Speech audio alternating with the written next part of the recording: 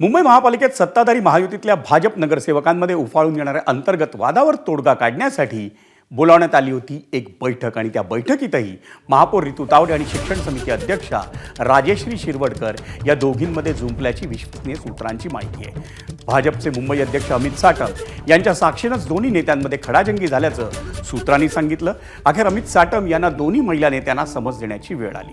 मुंबई महापालिकेत एकमेकांची स्पर्धा न करता काम करा अशी सूचना मुंबई भाजप अध्यक्ष अमित साटम यांनी त्यांना केली।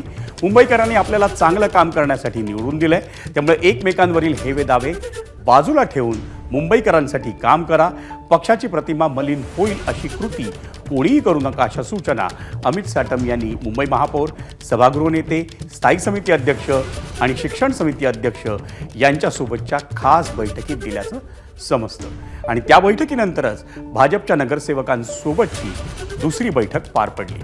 दरम्यान भाजपचे मुख्य प्रवक्ते आणि नगरसेवक नवनाथ बन यांनी मुंबई महापालिकेत भाजपामध्ये मतभेद असल्याचा इन्कार केलाय।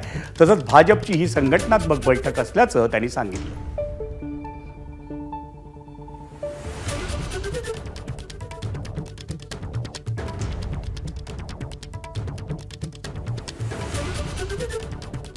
कुठेही मतभेद असण्याचा प्रश्नच नाही।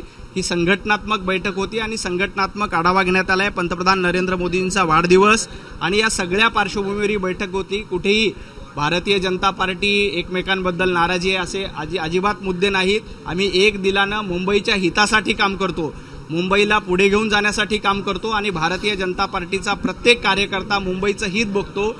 ज्यांनी कोणी अशा अफवा पसरवण्याचं काम केलं त्यांनी उबाटा गटामध्ये काय काय गडबडी आहेत ते सांगावं। संजय राऊत विरुद्ध आदित्य ठाकरे, मिलिंद नार्वेकर विरुद्ध भास्कर जाधव, ही गडबाजी उबाटा गटामध्ये आहे।